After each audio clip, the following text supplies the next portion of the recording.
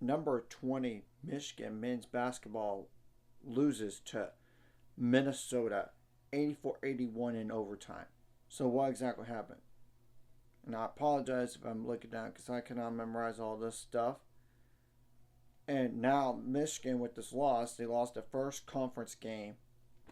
Well, Minnesota won their first conference game in 7 tries. Yeah, you heard me correct. 0-6. So this is not a good loss for Michigan, to say the least. And if I'm going to go like the play-by-play a little bit too, like for the overtime. And Michigan had a 40-31 lead at halftime. Second half, obviously, both these teams flipped the number of points what the other team scored in the second half. 31 points for Michigan, 44 Minnesota. As you could tell, in overtime, 13-10 in favor of Minnesota. But there's obviously more to the game than that, which is why I'm going to go over like the last minute of the game and the stats here. And Michigan did actually have a chance to win the game in regulation, but they couldn't make the shot at the end. So just to let y'all know about that. So around 47 seconds left. Patterson from Minnesota made a jumper to make it 80-78. Minnesota was up. Around 29 seconds left, Trey Donaldson missed a jumper. Roddy Gale Jr. got the offensive rebound. Around 26 seconds left, and Michigan called timeout. Foul on Dawson Garcia. Around 20 seconds left, and Golden from Michigan made the first free throw, but missed the second to make it 80-79. And Patterson from Minnesota, around 18 seconds left, got the defensive board, and Roddy Gale Jr. had the foul, and Patterson went to line, made the first, but missed the second to make it 81-79. And Danny Wolf got the defensive rebound around that time, 18 seconds left, and scored with around 7 seconds left. Danny Wolf did to tie it up at 81 apiece. And literally, as time expired, Dawson Garcia made a 3 assisted by Patterson from Minnesota. Crazy, isn't it? And this is in terms of percentages, so it could have been really good defense, and they still made the shot. Of course, they missed the shot. And as you could tell, when I go over like the Minnesota numbers, they shot exactly the same percentage from the field but in different number of attempts though.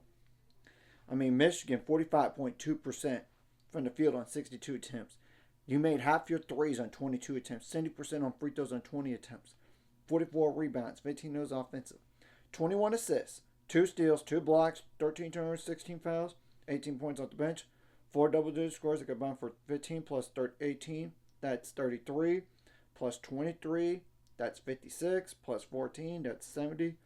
And it's not only one of the players scored 61 points in the game, had 6.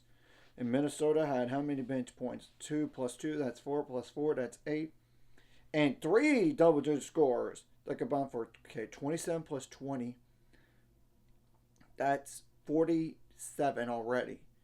Plus 22. That's 69 points from 3 guys. And one player that scored 61 points in this game had 7. And Minnesota shot 45.2% from the field on 73 attempts. 31% on threes, though, on 29 attempts. 69.2% on free throws on 13 attempts. 39 rebounds, 15 of those offensive. 21 assists, 9 steals, 6 blocks, 6 turnovers, 19 fouls. Now, I'm going to go over like points out turnovers, points in the paint, and fast break points from here. And points out turnovers favor Minnesota 13-11. Fast break points favor Minnesota as well, 6-5. And points in the paint also favor Minnesota 36-30. So what do these two teams have going for the next 5 games? And I expect Michigan to not be ranked next week, regardless if they win the next game or not, which is against Northwestern at home on January 19th. Now, January 24th, you got to go on the road to Purdue. January 27th, you got Penn State at home. You got to go on the road to Rutgers February 1st. You got Oregon at home February 5th. So now for Minnesota, on the other hand, the only way I see the only chance for Minnesota making the NCAA tournament is to win the conference tournament. I don't care if they win enough conference games. That's the only way I see it for now. But they can also prove me wrong by winning more conference games and get a huge winning streak, including so many quality wins. But even then, it might not be enough because what they did in non-con potentially.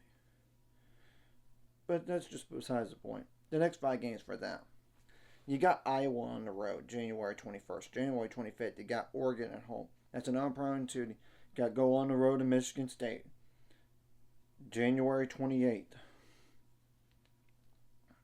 February 1st, you got Washington at home. February 4th, you got Penn State on the road. So, anyways, if you like this content, hit the like and subscribe button. See you guys later. On the road to 7 subscribers, goes to ultimate goal. Is 1,000 worth some money up this course. Like the video, comment video really helps YouTube algorithms. More people see it.